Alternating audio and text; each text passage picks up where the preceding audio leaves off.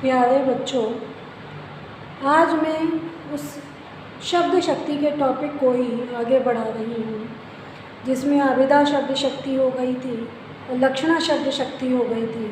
तो आज इस वीडियो में मैं आपको व्यंजना, तीसरी शब्द शक्ति जो व्यंजना शब्द शक्ति है उसके बारे में बताने जा रही हूँ। तो आइए पढ़ते हैं व्यंजना शब्द शक्ति।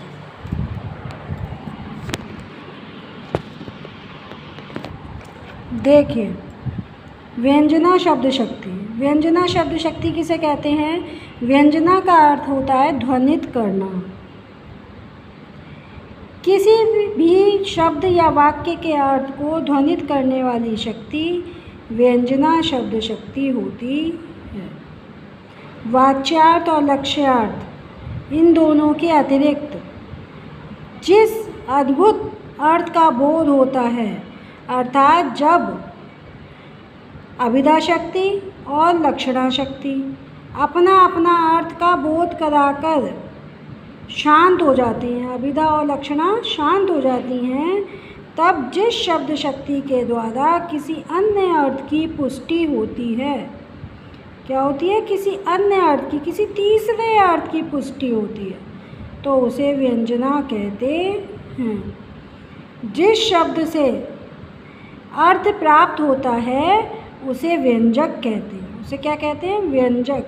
और जिस शक्ति के द्वारा व्यंग्यार्थ का ज्ञान होता है उसे व्यंजना कहते हैं। जिस शब्द शक्ति के द्वारा हमें ये व्यंग्यार्थ पता चलता है तो वो व्यंजना शब्द शक्ति कहलाती है। अब उदाहरण देखिए कि जैसे संध्या हो गई, किसी ने कहा कि संध्या हो गई।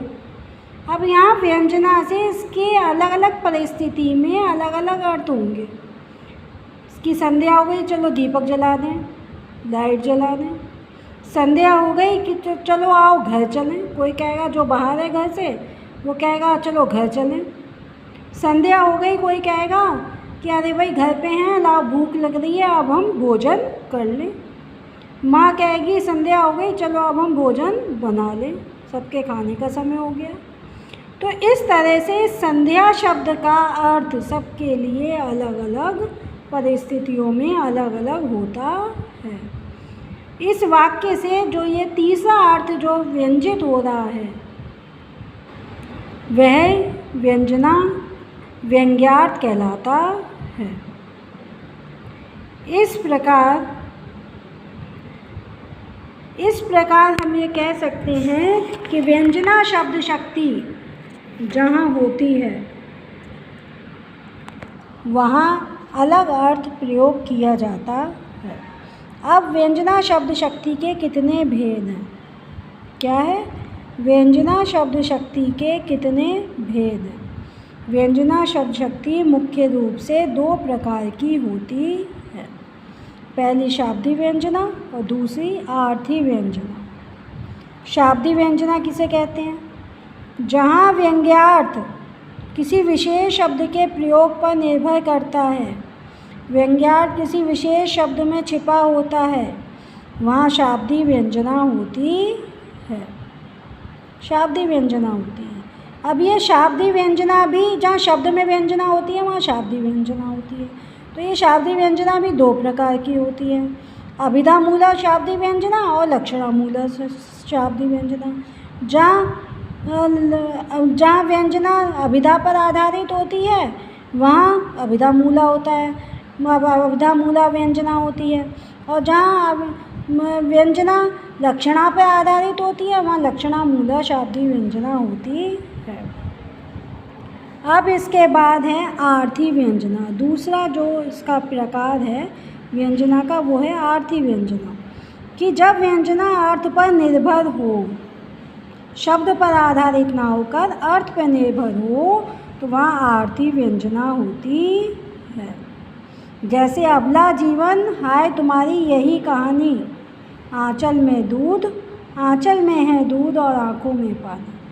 अब इससे पता चलता है कि नारी के दो गुण इससे पता चल रहे हैं कि एक तो उसका ममत्व भाव और दूसरा कष्ट सहने की क्षमता। तो इस प्रकार ये जो आर्थी व्यंजना है ये 3 प्रकार की होती है, ये भी 3 प्रकार की होती है। अभिधा मूला व्यंजना आर्थी व्यंजना, लक्षणा मूला आर्थी व्यंजना और व्यंजना मूला आर्थी व्यंजना। तो अब हम क्या कह सकते हैं कि इन शब्द शक्तियों का क्या महत्व है, इन्हें क्यों पढ़ना चाहिए। ये कहा जा सकता है कि शब्द शक्ति से ही अर्थ का बोध होता है। बिना अर्थ का उचित बोध किए काव्य अर्थ का अनुभव नहीं हो पाता।